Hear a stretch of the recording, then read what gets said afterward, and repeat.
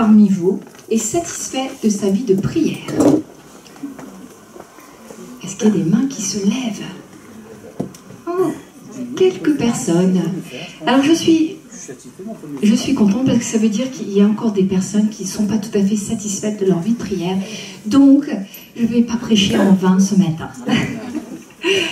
Voilà, je voudrais vous prier, enfin pas prier, mais partager ma prédication, c'est « Enseigne-nous à prier ». Enseigne-nous à prier. Il y a un passage dans les évangiles que l'on connaît bien. C'est le Notre Père. Amen. Le Notre Père fait partie souvent des prières que l'on a apprises par cœur. Je ne sais pas si vous seriez capable aujourd'hui de réciter le Notre Père, mais souvent c'est une des premières prières que l'on apprend. Alors moi j'ai des souvenirs, cette prière-là, je l'ai apprise et finalement quand je devais la réciter, c'était plutôt une punition qu'autre chose. Parce que c'était, voilà, il fallait dire plusieurs Notre Père et puis les réciter à la suite. Donc quelquefois on a une mauvaise approche de la prière qui est vue plutôt comme quelque chose de difficile, de laborieux et un peu comme une punition. Alors c'est vrai que Dieu, ce matin, veut nous enseigner aussi à prier et je veux revenir sur le Notre Père. Parce que je crois que chez les évangéliques, on a un petit peu occulté le Notre Père en disant non, non, non, nous on prie librement, on ne veut pas avoir une prière qui nous est imposée. Donc, c'est quelque chose qu'on a un petit peu rejeté. Mais n'est-il pas vrai que Paul dit que toute écriture est inspirée de Dieu et utile pour enseigner, pour corriger et instruire dans la justice? Il y a une sœur qui continue à faire des saints baisers. Merci Seigneur. Nous allons être très bénis ce matin. Toute écriture est inspirée de Dieu et utile pour enseigner, corriger et instruire dans la justice. N'est-il pas vrai? Paul le dit, et c'est dans 2 Timothée 3,16. Ça veut dire que le Notre Père, peut-être que nous l'avons un petit peu mis de côté, mais il est très important, il fait partie de la parole de Dieu, sinon il faut arracher une page à votre Bible. Donc je voudrais revenir dessus, parce que il ne s'agit pas de réciter. Bien entendu, ça n'a jamais été bon. Mais à travers le Notre Père, Jésus nous montre un modèle de prière.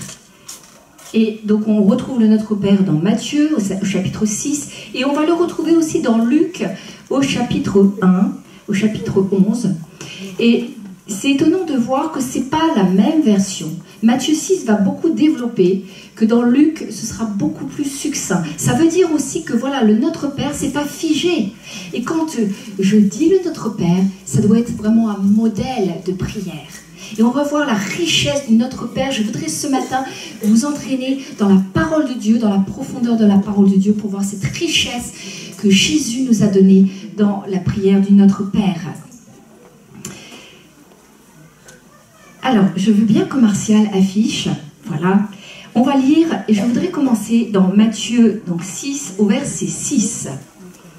Je vais d'abord le lire, peut-être ça va remémorer à certains aussi ce qu'ils ont pu apprendre. Et ensuite, je vais vous détailler toute cette richesse dans l'écriture. Mais quand tu pries, alors je resitue simplement, c'est les disciples qui viennent voir Jésus. Et les disciples disent Jésus, parce qu'ils ont entendu Jésus prier à maintes reprises. Peut-être ça les a troublés. Peut-être ils se disent, mais comment faire? Quelle est la prière? Y a-t-il une prière idéale? Comment faire? Et les disciples vont dire à Jésus, enseigne-nous. Jésus, Seigneur, enseigne-nous à prier. Et Jésus va leur donner le Notre Père. Et ça, vous le trouvez dans Luc, dans Matthieu, on n'a pas cette précision. Mais je voudrais démarrer au verset 6. Mais quand tu pries, alors bien sûr, il est question de nous chrétiens, donc c'est pas si tu pries, c'est mais quand tu pries. Mais quand tu pries, entre dans ta chambre, ferme ta porte et prie ton Père qui est là dans le lieu secret, et ton Père qui voit dans le secret te le rendra. En priant, ne multipliez pas de vaines paroles comme les païens qui s'imaginent qu'à force de paroles, ils seront exaucés. Si tu veux bien continuer. Ne leur ressemblez pas, car votre Père sait de quoi vous avez besoin avant que vous lui demandiez. Avant que vous lui demandiez. Voici donc comment vous devez prier. Notre Père qui est aux cieux. C'est point d'exclamation. Je ne sais pas s'il est mis là-dessus.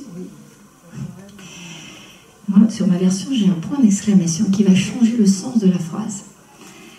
Que ton nom soit sanctifié, que ton règne vienne, que ta volonté soit faite sur la terre comme au ciel.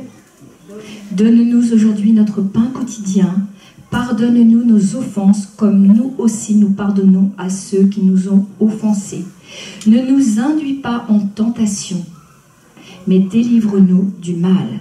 Car c'est à toi qu'appartiennent, dans tous les siècles, le règne, la puissance et la gloire. Amen. Voilà le modèle de prière que Jésus a donné. Je voudrais revenir au verset 6. Jésus va commencer par enseigner ses disciples en leur disant où prier. Il va, vous savez, c'est comme un peu un décor. Il va planter le décor. Il va dire, voilà où tu dois prier. Comment prier? Il dit, mais quand tu pries, entre dans ta chambre. Je crois que des fois, on a prêché sur le fait que c'était la chambre à coucher, la chambre, notre chambre. Mais c'est faux. C'est pas une chambre à coucher. En grec, c'est traduit par un endroit comme un cellier. Un endroit où on mettait les provisions. Donc, c'est un endroit qui est petit, qui est extrêmement sombre, qui n'est pas forcément convivial et généralement qui n'a pas de fenêtre. C'est vraiment l'endroit où on mettait toutes les provisions. Donc c'était un endroit, à part ceux qui allaient chercher les provisions, qui était peu visité aussi. Ce n'est pas un hasard parce que le Seigneur, il va dire qu'il est là, dans ce lieu qui est secret. Il dit, ton Père qui est là dans le lieu secret. Mais quand tu pries, entre dans ta chambre. Et donc, ton Père est déjà là, il t'attend dans le lieu secret. Pourquoi, frères et sœurs, cette précision? Parce que le Seigneur veut qu'on puisse passer un temps à part. Il y a la prière ensemble, et je reviendrai, la prière communautaire, mais Dieu veut vraiment que dans nos vies, il y ait un endroit où on ne sera pas dérangé. C'est pas tant être dérangé par la foule, mais on ne sera pas vu. Il n'y aura pas d'apparat, il n'y aura pas de faux semblants. On sera nous et ce sera un cœur à cœur avec Dieu. Vous voyez, si j'ai un ami, c'est parce que je passe du temps avec lui. C'est parce que je suis en communion avec lui. Et Dieu veut, à travers cette image du cellier, de la chambre, qui est un endroit fort peu convivial, mais Dieu veut qu'on ne soit pas troublé. Parce que quelquefois, quand on est ensemble, on va faire attention à ce qu'on dit. On va faire attention à ce qu'on dit dans la prière. On va faire attention aux apparences. On va avoir une certaine tenue. On ne va pas pouvoir se lâcher. Et Dieu te dit ce matin, il faut que tu aies une chambre, que tu aies un lieu secret, où tu vas pouvoir me rencontrer dans ce lieu secret. Parce que je suis là. Je suis déjà là. Et c'est dans ce lieu secret que je t'attends. Je vous ai parlé de la prière à plusieurs, puisqu'effectivement, il est dit dans Matthieu 18, 20, car là où 2 ou 3 sont assemblés en mon nom, je suis au milieu d'eux. Mais Jésus précisera dans cette prière du Notre Père qu'il est là. Si vous êtes là, seul, il est là, dans ce lieu secret. Il n'est pas que là où il y a la communion, enfin oui, je dirais la prière communautaire. Il n'est pas simplement là.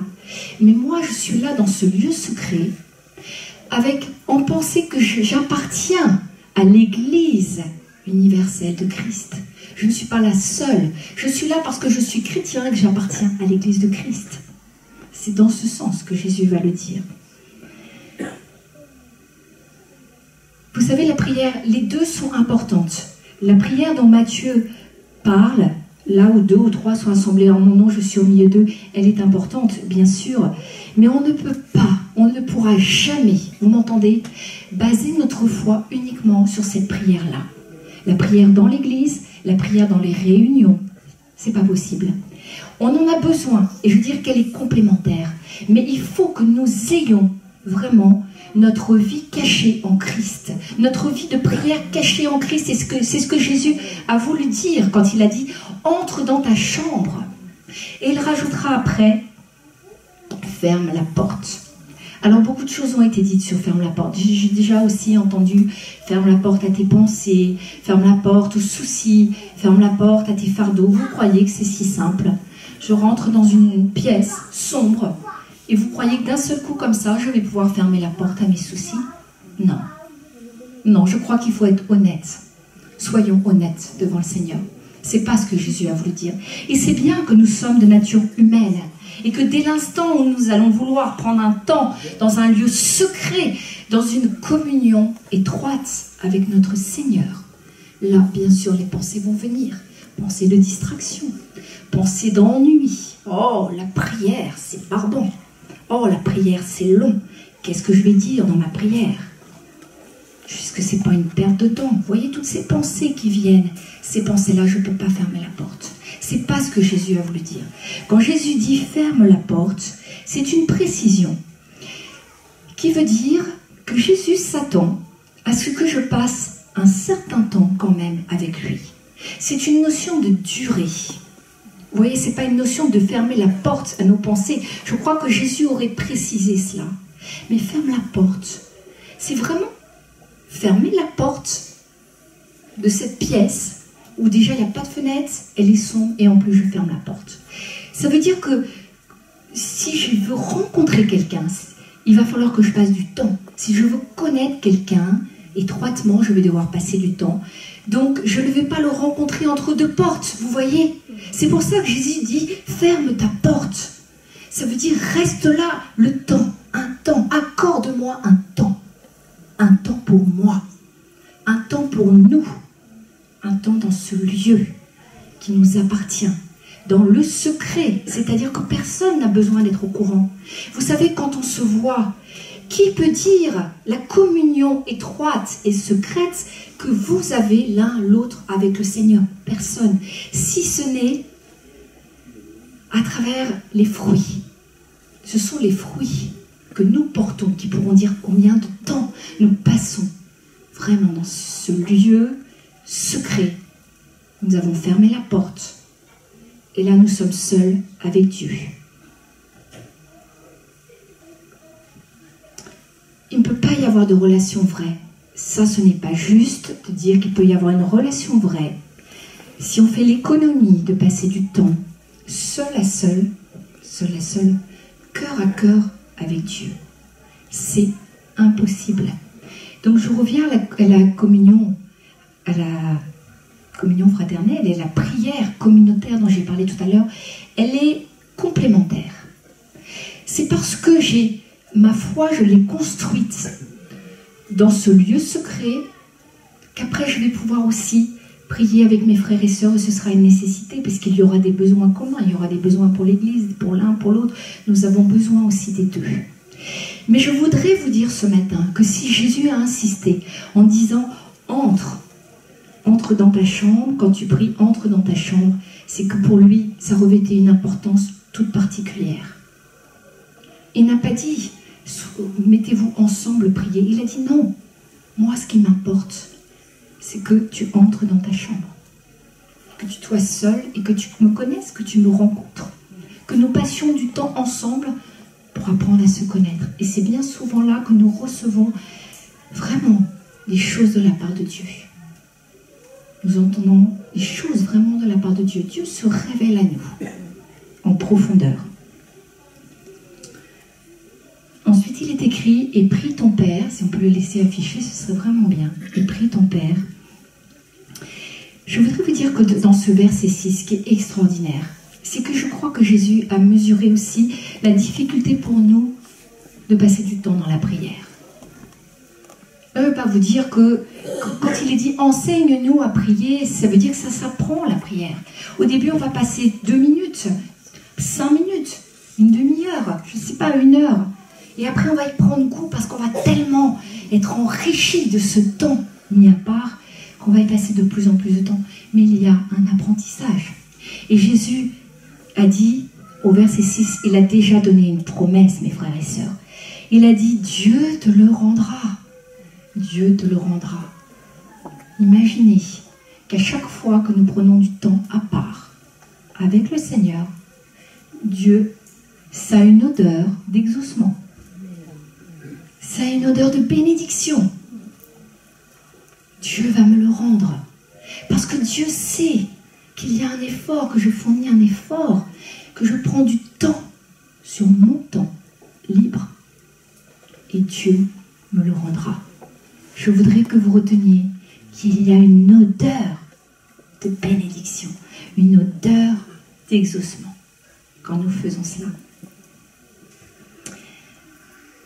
Certainement, tu seras béni. C'est ce que Jésus a voulu dire. Au verset 7, en priant, ne multipliez pas de vaines paroles comme les païens qui s'imaginent qu'à force de paroles, ils seront exaucés. Ne leur ressemblez pas. Alors, qu'est-ce que c'est les vaines paroles? Comment faut-il prier? Qu'est-ce qu'on doit dire? La longueur de nos prières? Courte, longue, on a tout dit, beaucoup de choses à ce sujet-là. Je voudrais simplement m'appuyer vraiment, littéralement, sur ce que dit la parole. Ne multipliez pas de vaines paroles. C'est-à-dire que quelquefois, nous, chrétiens, nous avons pris un mauvais pli. Nous croyons que c'est dans la longueur, et c'est le fait de multiplier le nombre de paroles qui va faire qu'il va y avoir un exaucement. Alors je vous explique un peu ce que ça donne. On vient au Seigneur et on commence à lui expliquer les circonstances. Ben voilà, tu vois, Seigneur, ce matin, j'ai pris ma voiture et il m'est arrivé un accident. Alors évidemment, la voiture est cassée et puis je ne suis pas sûre que mon assurance va rembourser, etc., etc., etc. Donc on croit peut-être que Dieu prend des notes. Peut-être qu'on croit que Dieu prend des notes parce que on va lui donner toutes les infos. On va lui expliquer à Dieu, bah, tu comprends, voilà, tout ce qui m'est arrivé. Et puis on va lui dire, bah, ça serait peut-être bien quand même que bah, tu fasses quelque chose au niveau de l'assurance. Et en plus, on va lui donner la solution. Et amen. Voilà. Est-ce que ça vous rappelle quelquefois quelque chose? Est-ce que Dieu a besoin qu'on lui donne toutes les infos? Et qu'en plus, on lui donne la solution? Et puis qu'on clôture par un amen. Voilà, c'est nous qui sommes d'accord. Voilà. Dieu, il n'a rien dit, mais nous, on est d'accord avec nous-mêmes. Voilà. Donc, c'est dans ce sens qu'il faut faire attention. Je le fais avec humour, mais il faut faire attention, frères et sœurs. Dieu ne s'attend pas à ce qu'on lui donne des tas d'infos. C'est pas ça que Dieu cherche. Il ne veut pas qu'on lui donne des tas d'infos. Les infos, il les a déjà. Il était déjà là, il vous a vu quand vous avez eu l'accident en voiture. Il sait bien que vous avez des problèmes avec l'assurance. C'est bien que vous n'avez pas payé l'assurance. Vous ne lui aviez pas dit, hein, mais lui, il le sait. Non, toutes ces infos-là, nous n'avons... C'est dans ce sens que les paroles vaines, ce sont des paroles creuses. Ce sont des paroles qui sont sans densité, qui sont sans contenu, qui sont vides. Ce sont des paroles qui sont dites avec la bouche, comme ça, voilà, on redonne des infos, et bah, Dieu, tu prends bien les notes. Hein. C'est des paroles vaines. Alors, comment concilier 1 Thessaloniciens 5,17, j'aime bien hein, les contradictions, les paradoxes. Quand Paul dit 1 Thessaloniciens 5,17, Dieu nous dit de prier sans cesse. Alors, je ne dois pas faire des longues prières, je ne dois pas donner toutes les infos à Dieu. En même temps, je dois prier sans cesse. Oups, ça fait quoi ça? Qu'est-ce que ça veut dire? Ça veut dire toute la journée, je dois être en état de prier. Je ne sais pas ce que vous en pensez, comment... En fait, dans ce verset, qui est très intéressant, verset 7, ne multipliez pas de vaines paroles comme les païens. On ressemble même à des païens quand on fait ça. C'est-à-dire que ce qui est remis en cause, ce n'est pas le fait de prier longtemps, ou pas longtemps. Ce n'est pas la durée de la prière qui est remis en cause, ça j'aurais compris. Ce qui va être remis en cause, c'est le fait de prier d'une façon automatique. C'est-à-dire que mon cœur n'est pas là. J'explique au Seigneur, je parle et je parle.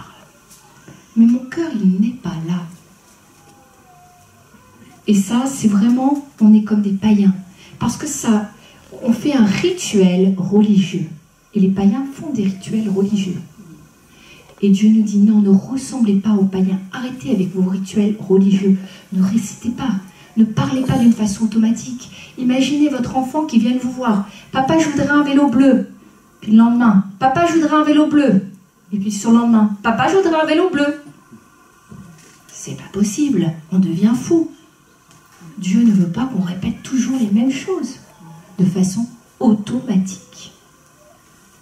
Donc la longueur n'y est pour rien. Sauf que ça me fait sourire quelquefois quand j'entends des prières où effectivement on raconte toutes les circonstances au Seigneur. Non. Les prières, quelquefois les plus courtes, sont aussi les plus profondes, les plus percutantes. C'est la qualité et non la quantité. Vous ne croyez pas qu'avec nos enfants, Dieu est notre Père et avec nos enfants on est pareil. Quelquefois on préfère passer du temps, mais de la qualité, plutôt que de la quantité. Des fois on va préférer passer 1 heure, mais pendant cette heure-là on va partager, on va faire des activités, plutôt que de passer une journée où on va laisser l'enfant s'occuper. Dieu est pareil. Dieu, il se réjouit quand il nous voit venir à lui. Et quand il nous voit vraiment prier de tout notre cœur. Et qu'on a compris que Dieu savait déjà bien avant nous tout ce qui s'était passé. Il le sait. Pourquoi lui rappeler? Verset 8. Car votre Père sait de quoi vous avez besoin avant que vous lui demandiez. Alors là, vous vous dites, mais c'est quand même incroyable. Je dois parler à Dieu, je dois lui amener tous mes besoins, mes requêtes, et en même temps, il sait déjà. Ah, alors pourquoi je vais le faire? Mais pourquoi le faire? C'est vrai, il y a pas mal de passages dans la Bible qui dit que Dieu sait, avant même que tu te lèves, que tu vas te lever, avant même que tu parles, que tu vas parler, alors avant même que tu pries, c'est déjà ce que tu as besoin. Alors pourquoi est-ce qu'on va lui demander? Est-ce que vous êtes déjà demandé? Eh bien, Dieu veut qu'on lui demande, même s'il le sait, il veut qu'on lui demande. Parce qu'en fait, Dieu veut qu'on mette sa souveraineté sur chaque circonstance de nos vies. La souveraineté de Dieu.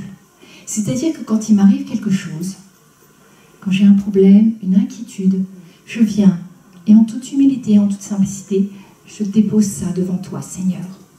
Et maintenant, j'ai l'assurance que tu es au contrôle et je ne m'inquiète plus. Vous savez, quelquefois, il y a des frères et sœurs qui ont des décisions à prendre. Il y a des décisions dans la vie qui sont plus ou moins importantes, mais moi je crois que toute décision est quand même importante. Et puis le frère, la sœur dit, j'ai prié pour ma décision. J'ai prié, j'ai mis ça devant le Seigneur. Et après, il va à gauche, à droite. Qu'est-ce que tu penses? Est-ce que tu crois que j'ai bien fait? Est-ce que tu crois que c'est la bonne décision? Et il est perturbé et tout. Mais je dis, mais qu'est-ce que tu as fait tout à l'heure dans ta prière? Tu as déposé ça devant le Seigneur.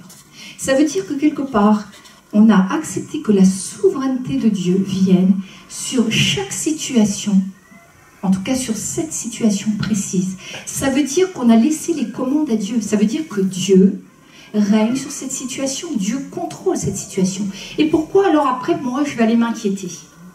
Alors ça veut dire que c'était une vaine parole. Ça venait pas de mon cœur.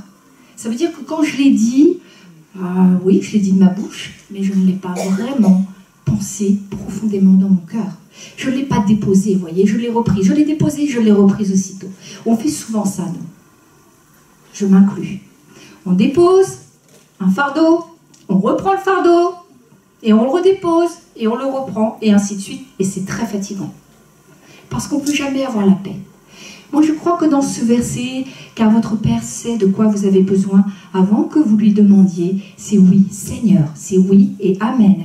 Je te dépose ça, je te dépose ce problème, je te dépose mon fils, ma fille, ma famille, je te dépose cet examen, je te dépose cette opération. Mais je sais que tu es au contrôle et c'est pour ça que je ne vais plus m'inquiéter. Dieu aime ça. Vous voyez, Dieu aime ça. Bien sûr qu'il sait que vous allez avoir une opération. On est d'accord. Il sait vos problèmes. Il sait vos problèmes d'argent. Mais il veut que vous le mettiez au contrôle de la situation. Que vous abandonniez entre ses mains. On le chante, mais on ne le vit pas. C'est ça le problème. Abandonnons nos soucis et nos fardeaux. Décidons d'abandonner. Quand nous prions, c'est pas simplement la bouche, c'est le cœur.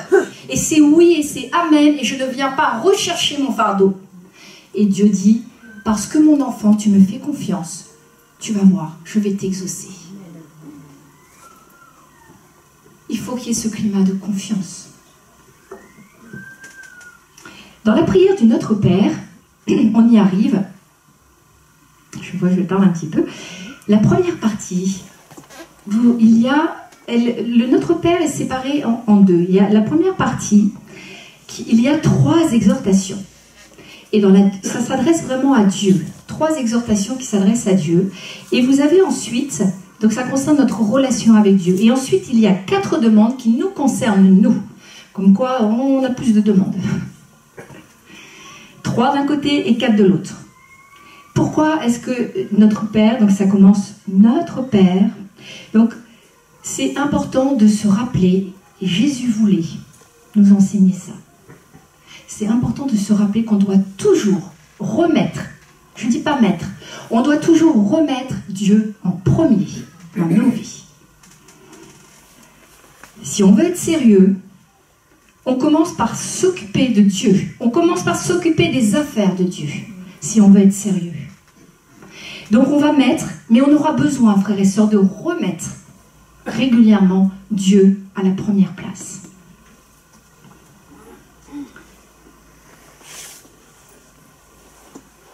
Verset 9, voici comment vous devez prier. Voilà, on en arrive au contenu. Notre Père, il y a notre, ça commence par notre. C'est pareil, on a dit beaucoup de choses sur le notre. Ça veut dire qu'on ne peut pas prier seul, ça veut dire qu'on n'est pas chrétien seul. Oui, je dis oui à tout ça. Mais ça veut dire qu'on peut prier seul, mais que le chrétien qui prie seul, il doit être conscient de son appartenance à l'Église universelle. C'est très important. Je peux prier le nôtre, on est plusieurs, et je peux prier le nôtre, et je suis seul, mais conscient que je ne suis pas seul, que j'appartiens à cette Église universelle de tous les croyants. Vous savez, quand Jésus a dit « Père », ça a été quelque chose de très fort, parce qu'il faut se resituer quand même. À cette époque-là, dans l'Ancien Testament, il n'y avait pas le mot Père. On ne s'adressait pas à Dieu en disant Père. Et Jésus quand il va parler à son Père, il va dire Abba, Abba, c'est-à-dire Père, mon Père, notre Père. Et c'est tout à fait révolutionnaire, hein. C'est tout à fait nouveau pour les disciples. Ils n'avaient pas entendu ça encore.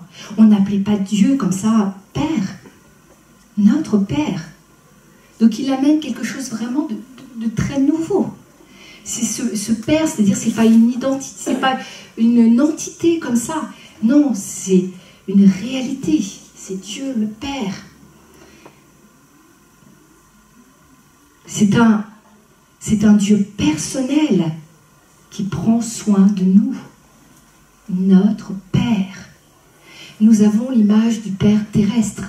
Nous savons que le Père terrestre a plus ou moins bien pris soin de nous. Mais Dieu veut aussi, Jésus veut réhabiliter. Ce n'est pas l'objet de mon message, mais réhabiliter aussi. Le Père est l'image du Père pour les chrétiens et les croyants. Vous savez, il n'est pas Père, ne croyez pas dans le Notre Père. Père n'est pas le Père de tous les gens, indistinctement, c'est faux. Dieu est le Père des croyants. Des chrétiens, des croyants. C'est important aussi ça. Hein. Vous savez, dans l'ancienne Église, l'Église primitive, ils empêchaient les non-croyants, les païens, de prier le Notre Père et de prendre la Sainte Seine. Ça allait jusque-là. Parce qu'ils estimaient qu'ils ne pouvaient pas prononcer Notre Père, parce que ce n'était pas leur Père encore. Vous voyez comme c'est fort ? Qui es aux cieux, notre Père qui es aux cieux. Et oui, je crois que c'est quelquefois, vous savez, dans nos prières, on arrive et tout de suite, c'est les demandes. Seigneur, besoin, etc., etc. Ouais, mais notre Père est là pour nous rappeler que c'est pas ça. Je vous l'ai dit, c'est Dieu en premier. Il faut se rappeler qui est Dieu. et qui je suis par rapport à Dieu. Dieu est au ciel, Dieu est souverain, Dieu est tout-puissant, Dieu est omniscient, omnipotent. Dieu est le grand Dieu créateur de l'univers. Et moi, je vais pouvoir m'adresser à lui. Waouh! Je peux m'adresser à lui simplement parce que Jésus s'est incarné. Dieu s'est fait homme. Il est venu sur cette terre pour mourir pour toi, pour moi. Il a versé son sang pour nous. Et c'est dans l'humilité couverte du sang de Jésus que je vais pouvoir être devant le trône et dire « Mon Père ». Uniquement grâce à cela. Nous devons rester vraiment toujours dans une attitude d'humilité. Je ne crois pas qu'on puisse dire que on puisse s'adresser à Dieu comme à un copain. Je l'entends des fois, je dis non. Dieu est Dieu. Et nous devons rester humbles. Bien sûr, on dit que Jésus est notre ami, qu'on doit lui parler, oui. Mais Dieu, le Créateur, nous devons avoir quand même un respect, une humilité quand nous venons devant le trône de Dieu. Le Notre Père nous rappelle cela. Tu ne peux pas venir comme ça. Dieu, mais c'est le Dieu du ciel, le Dieu créateur, ce Dieu grand et merveilleux. Humilie-toi. Rappelle-toi que effectivement, même si je suis pas grand-chose, Dieu me regarde, Dieu me voit et Dieu prend soin de moi. Quelle gloire, quelle merveille. Verset 10, que ton nom soit sanctifié, que ton nom soit sanctifié. Ça, c'est quelque chose qui a été difficile à comprendre. On dit, mais comment je peux rendre le nom de Dieu plus saint? C'est pas possible. Ce n'est pas possible de rendre le nom de Dieu plus saint. Alors, je voudrais vous dire que dans l'expression biblique, quand on parle du nom, c'est la personne de Dieu. Donc là, c'est les questions que la personne de Dieu soit reconnue comme ce qu'il est, c'est-à-dire saint, c'est-à-dire tout-puissant, c'est-à-dire parfait, c'est un être de lumière et c'est la vérité.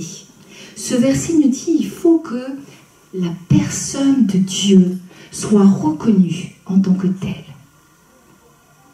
dans tout l'univers. Je me suis dit, finalement, c'est de l'évangélisation. Ce verset, c'est un verset d'évangélisation. Je me suis dit ça hier. C'est-à-dire que nous, dans nos vies, quand on prie, que ton nom soit sanctifié, ça veut dire que nous, déjà, on doit aussi être participants. Dans le Notre Père, j'ai remarqué, et ça m'a vraiment étonnée, on est participant du Notre Père. Quand je dis que ton nom soit sanctifié, je m'engage aussi moi-même à ce que le nom, vraiment le nom glorieux de Dieu soit reconnu en tant que tel. Alors bien sûr dans tout l'univers, mais déjà dans ma famille et là où je me trouve, c'est frères et sœurs, un message d'évangélisation. Ça veut dire aussi que faut que je fasse attention à la façon dont je parle de Dieu, puisqu'il est question bien sûr du nom. C'est la personne, mais c'est aussi le nom de Dieu. Comment je parle de Dieu? Il est question aussi de notre propre sanctification. Je ne peux pas prier le Notre Père en disant que ton nom soit sanctifié si moi, je ne suis pas du tout en voie de sanctification. Et si rien en moi est sanctifié, je ne peux pas réciter. Je ne peux pas dire le Notre Père. Soyons sérieux, faisons attention, les paroles sont tellement importantes. Cette prière, elle est précieuse. C'est un modèle qui nous vient vraiment de Jésus. Ça veut dire que quand ma conduite doit être en accord avec la sainteté de Dieu. Ma conduite, elle doit être en accord. Sinon, ça veut dire que je me fais du tort à moi-même. Et puis, imaginez le témoignage. Moi, je parle de la sainteté de Dieu. Et puis, la personne qui est avec moi en voiture, l'instant d'après, elle m'entend dire des mots qui ne sont pas des beaux mots. On dit tous les mots d'oiseaux. C'est choquant. Je vous assure, c'est choquant. On entend parler de Dieu et l'instant d'après, il y a des mots comme ça. La sainteté aussi, elle commence par il y a la bouche, le cœur. La bouche est importante. Faisons attention à ce que nous prononçons. Je crois qu'à un certain stade, nous ne pouvons plus dire vraiment de gros mots. Il faut faire très attention à cela. Il y a des expressions, il faut arrêter de les dire. Des mots, il faut arrêter de les dire. Au début, ce sera peut-être un peu dur, mais vous y arriverez. La sainteté, hein, on parle de la sainteté, oui, il ne faut pas fumer, oui, il faut... Bon, faut pas, généralement c'est des faux pas. Moi je vous dis que pour Dieu, ce qui sort de notre bouche est important. Et la façon dont je vais parler de lui, et la façon dont je vais parler des autres et de mon prochain, pour Dieu c'est très important. Je vais pouvoir dire que ton nom soit sanctifié si moi j'accepte que dans ma vie, le Saint-Esprit me montre ce qu'il y a à sanctifier dans ma propre vie. Parce que nous avons toujours des choses à sanctifier dans nos vies. Nous allons de gloire en gloire. Mais la sainteté de Dieu, je voudrais vous dire que nous ne la connaîtrons vraiment que quand nous serons dans le ciel. Nous avons une image, une idée de la sainteté de Dieu. Mais la sainteté complète de Dieu, c'est que dans le ciel que nous pourrons vraiment connaître cela. Que ton règne vienne, verset 10. Alors ça, c'est merveilleux parce que c'est aussi un autre cheminement. On n'est plus dans l'évangélisation, mais il est question que ton règne vienne. C'est Dieu, il y a Dieu sauveur et il y a Dieu Seigneur. Vous avez déjà entendu ça? Dieu sauveur et Dieu Seigneur. Que ton règne vienne. Alors il y a le royaume et il y a le règne. Le royaume de Dieu, la parole dans les évangiles, il est question que le royaume de Dieu s'est approché de nous. Mais Jésus règne dans le royaume de Dieu. Jésus règne. Mais le royaume de Dieu, est-ce qu'il est venu dans nos cœurs? Est-ce qu'il est venu dans nos vies? Est-ce qu'il est venu dans notre église, le royaume de Dieu? Est-ce qu'on l'a laissé venir, le royaume de Dieu? Ça veut dire quoi? Ça veut dire que si je laisse le royaume de Dieu venir, il va régner dans ma vie. Et il va non plus être Dieu sauveur, mais Dieu Seigneur. Il va diriger, il va commander. Waouh! On n'aime pas ça. C'est dur. Ça veut dire que je ne fais plus ce que je veux. Mais je fais comme... Jésus disait, je fais ce que je vois le Père faire. Ce que le Père me dit de faire. Ça veut dire que si j'ai Jésus Seigneur, je vais faire ce que le Père me dit de faire. Il y a des choses que je voudrais faire et le Seigneur me dira non. Et il faudra que j'obéisse. Parce que ce n'est plus moi qui dirige. C'est ce que ça veut dire que ton règne vienne. Que ton règne vienne, que tu règnes dans ma vie, que tu règnes dans la vie de mes proches, de ma famille, des chrétiens, de mes frères, de mes sœurs. Parce que nous savons que il faut à un moment donné que ce soit Dieu qui décide. Ce soit lui qui décide. Il faut que ce soit Dieu qui ait le dernier mot. Que ta volonté, verset 10, que ta volonté soit faite sur la terre comme au ciel. Que ta volonté soit faite sur la terre comme au ciel. Bien sûr, la volonté de Dieu est faite dans le ciel. Vous savez, les anges, les archanges font la volonté de Dieu. La volonté de Dieu est faite dans le ciel. Mais le problème, c'est qu'elle n'est pas faite sur la terre. Vous savez qui est le prince de ce monde? C'est Satan. Donc, si la volonté de Dieu est faite dans le ciel, il faut aussi que ce ne sera pas les païens qui vont faire la volonté de Dieu, hein, on est bien entendu. Ça va commencer par nous, chrétiens.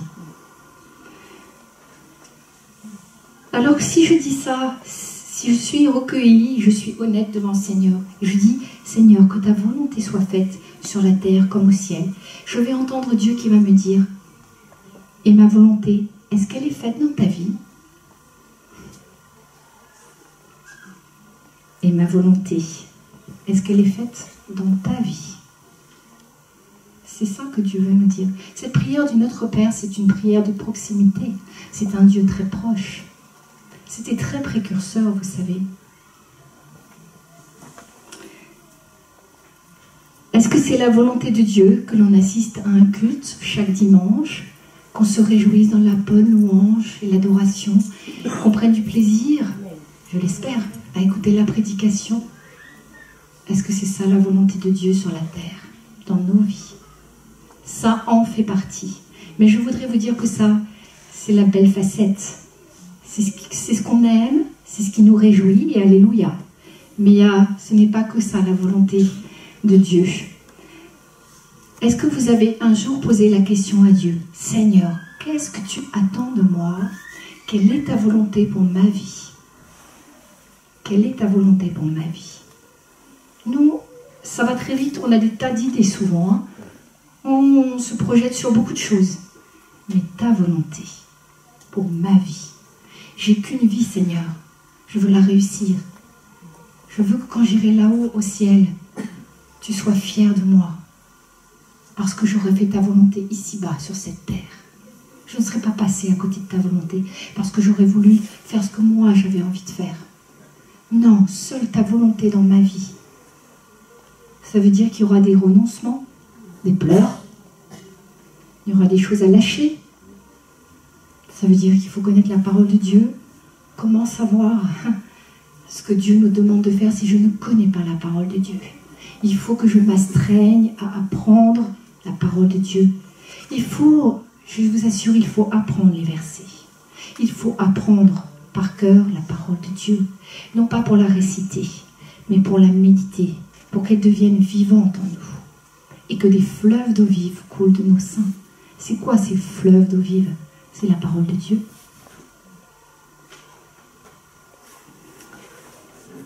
Vous savez, les païens, ils font des bonnes choses. Ils paient leurs impôts, ils ne volent pas, ils ne convoitisent pas forcément. Ils sont honnêtes. Mais est-ce qu'ils font pour autant la volonté de Dieu?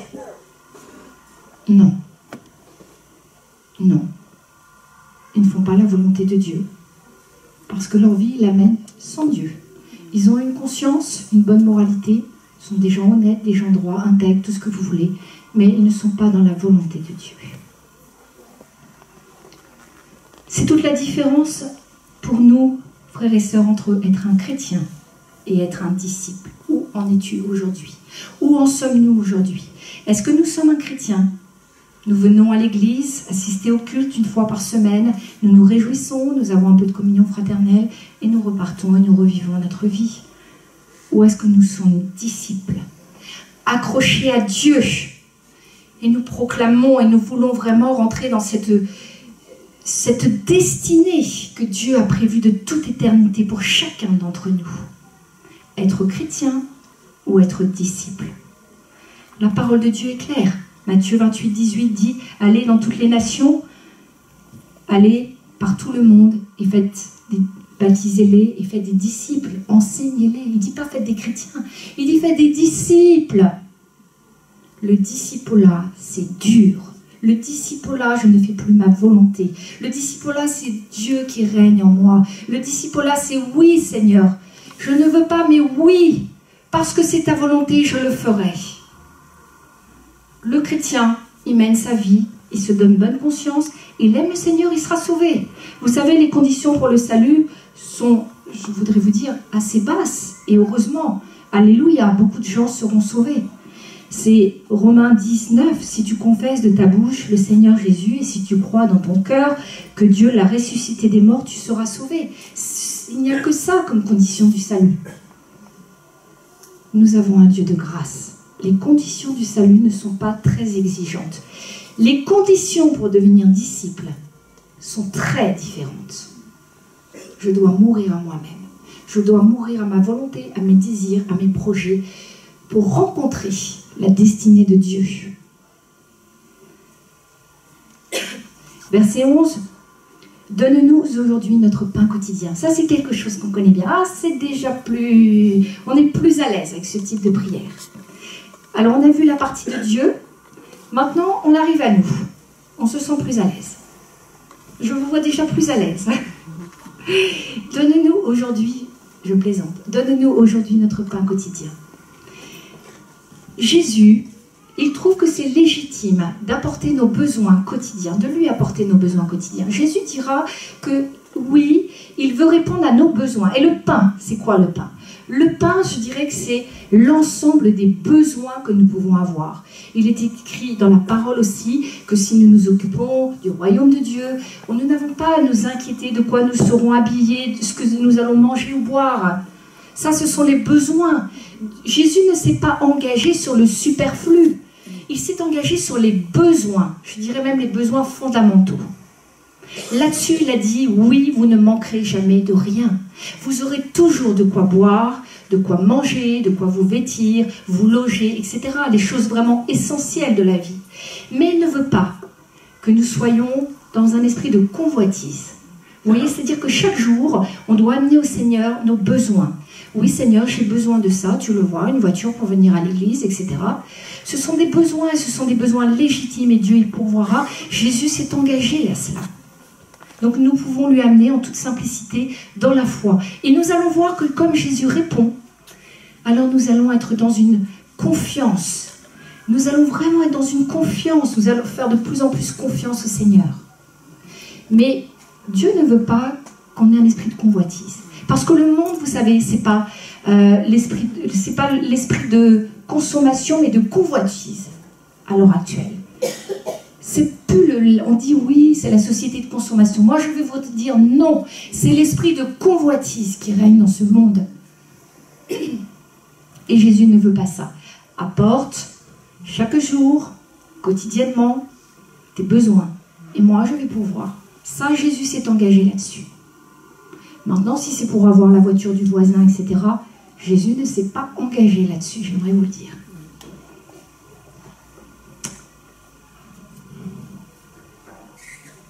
Quand nous voyons que nous demandons et que nous recevons, c'est là que vraiment, nous développons vraiment une confiance absolue dans le Seigneur. Notre Père nous amène à ça. Confie tes besoins. Confie tes besoins. C'est quoi tes besoins aujourd'hui? Des besoins qui sont légitimes. Pourquoi tu ne les amènes pas au Seigneur? Est-ce que ça vous est arrivé de prier des fois des prières très précises? Ça m'est arrivé, pas très longtemps, on en témoignera, l'heure passe, mais nous voulions déménager et mon mari me faisait confiance et j'ai prié à l'endroit où nous voulions une maison.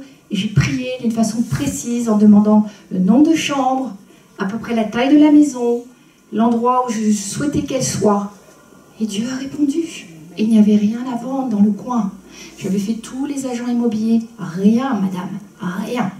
Et de toute manière, quand il y a à vendre, c'est tellement cher que c'est même pas la peine. Et nous l'avons eu à un très bon prix. Je veux dire, voilà, c'était... Dieu a considéré que pour nous, c'était un besoin légitime. C'était peut-être le timing de Dieu aussi qu'on bouge. On aille ailleurs. Vous voyez, les besoins légitimes, le pain, c'est un exemple, mais ça va bien au-delà. Dieu peut pourvoir dans bien des domaines parce que c'est un besoin légitime.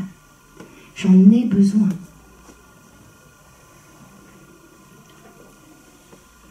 Verset 12, pardonne-nous nos offenses comme nous aussi nous pardonnons à ceux qui nous ont offensés. Je voudrais vous dire, le pardon, s'il est là dans le Notre Père, c'est que c'est quelque chose d'essentiel. Il n'est pas là par hasard dans le Notre Père. Le pardon peut bloquer toute votre vie. Le pardon peut bloquer votre destinée. Le pardon peut bloquer les bénédictions. Le pardon peut détruire des familles entières. Le non-pardon. On ne peut pas aller... On ne pourra pas grandir, on ne pourra pas progresser s'il y a des problèmes de non-pardon dans nos vies. C'est impossible. Jésus en a fait une priorité, il l'a mis dans le Notre Père. On peut pardonner parce qu'on a nous-mêmes été pardonnés. Ça veut dire qu'il faut être chrétien, il faut être converti, il faut avoir accepté Jésus comme son Seigneur et Sauveur. Parce que sinon, on ne peut pas pardonner. Je vous assure qu'il y a des situations, j'ai entendu des choses que des gens ont vécu, des femmes ont vécu. Je dis non ma soeur, c'est vrai, je comprends que tu ne puisses pas pardonner. Elle n'était pas chrétienne. Je comprends que tu ne puisses pas pardonner. Il y a des choses, effectivement, on ne peut pas pardonner. Il faut déjà que tu reçoives, toi, le pardon. Que tu expérimentes le pardon de Dieu. Quand tu auras expérimenté le pardon de Dieu, tu ne pourras pas faire autrement. Parce que quand on sait que Dieu nous a remis nos dettes, qu'il nous a pardonné tous nos péchés, on ne peut pas faire autrement que nous de lâcher, de libérer les gens dans le pardon. C'est pas possible. On ne peut pas retenir notre pardon. Parce qu'on sait ce que Dieu, on mesure ce que Dieu a fait. Combien il nous a pardonné. La grandeur de ce pardon. Et on ne peut pas faire autrement. Vous savez, quand vous ne pardonnez pas à quelqu'un, c'est comme si vous l'enchaîniez. Et vous êtes enchaîné, vous aussi, avec la personne. Spirituellement, je vais vous dire, c'est ça. Jésus a dit, pardonne, verset 12, pardonne-nous nos offenses comme nous aussi nous pardonnons à ceux qui nous ont offensés. Dieu nous a pardonné le premier pour que nous puissions libérer notre pardon aussi. Et ça, c'est quotidiennement aussi, c'est régulièrement. Régulièrement, nous allons être offensés. Régulièrement, nous allons être blessés. C'est sûr, on a signé quand on est devenu chrétien. Et on accepte, et le pardon fait partie de cela, de la vie du chrétien normal. Je ne vous parle même pas du disciple, c'est la vie du chrétien normal. Sinon, ce n'est pas un pardon qui vient du cœur de Dieu. Si on a pardonné, qu'on n'était pas chrétien, qu'on n'a pas mesuré le pardon que Dieu nous a donné et accordé, ce n'est pas un pardon qui vient du cœur de Dieu. C'est un pardon charnel, c'est un pardon par intérêt, tout ce que vous voulez. Mais le vrai pardon ne peut venir que d'un cœur contrit, un cœur qui a réalisé vraiment combien Dieu lui a pardonné, le prix du sacrifice de Jésus, et qui à son tour va libérer les gens, libérer le pardon. Ne nous induis pas en tentation, mais délivre-nous du mal. C'est la fin du Notre Père. Alors, ne nous induis pas en tentation, il y a des variantes. Moi, ce que je voudrais vous dire, c'est que Dieu ne tente personne, vous le savez. Hein. Est-ce que c'est Dieu qui envoie la tentation? Non. Mais Dieu permet. C'est Satan qui envoie la tentation, mais Dieu permet. Vous connaissez le livre de Job, hein? Donc vous avez vu que des fois, Dieu permet. C'est pas simplement l'Ancien Testament. Hein. Non. Quelquefois, Dieu permet. Je voudrais juste vous dire qu'il permet pour deux raisons principales. Il permet quelquefois pour voir, pour tester l'authenticité de notre amour pour lui. Ça, c'est la première raison. Et la deuxième raison, c'est aussi pour faire grandir notre foi. Je ne vais pas développer ça, mais ce sont les deux raisons essentielles. Mais délivre-nous du mal. Mais délivre-nous du mal. Psaume 34, 19. Le malheur atteint souvent le juste, mais l'Éternel l'en délivre toujours. Je peux effectivement vivre des épreuves, des tentations, mais je sais en qui j'ai cru. Je sais en qui j'ai placé ma confiance. C'est en l'Éternel. Et je sais que l'Éternel m'en délivrera toujours. Et il l'a promis. Dieu ne renie jamais sa parole. Soyez heureux. Dieu ne renie jamais sa parole. Chaque parole qu'il a écrite, le si petit verset qu'il a écrit, Dieu honore sa parole. Et quand il dit que le juste est souvent atteint par le malheur, la tentation, les épreuves, mais toujours Dieu, l'Éternel, l'en délivre. Quand le chrétien met sa confiance en lui. Voilà, je vais terminer là-dessus. Le dernier verset, c'est des actions de grâce. Car c'est à toi qu'appartiennent dans tous les siècles le règne, la puissance et la gloire. Amen. Terminons nos prières par des actions de grâce. C'est-à-dire, c'est dire au Seigneur, Seigneur, je t'ai honoré, je t'ai remis à la place que tu dois avoir. Je veux que tu viennes vraiment, que ton nom soit connu. Et je vais m'engager à ce que ton nom soit connu. Je vais aussi me sanctifier moi-même. Je veux que tu diriges ma vie. Je t'apporte tous mes besoins quotidiens parce que j'ai l'assurance, tu me le dis dans ta parole, que tu vas y pourvoir. Toutes ces choses, peut-être relire Notre Père, il y a tellement de choses. Je m'engage aussi à pardonner, parce que tu m'as pardonné le premier. Et je sais qu'un jour viendra l'épreuve. Oui, un jour viendra l'épreuve. Nul n'est épargné, mais je sais que tu as promis que tu m'en délivrerais. Alors je veux te rendre gloire pour tout cela, je veux te remercier. Et tu es mon Dieu, et je n'ai pas d'autre Dieu que toi. Amen.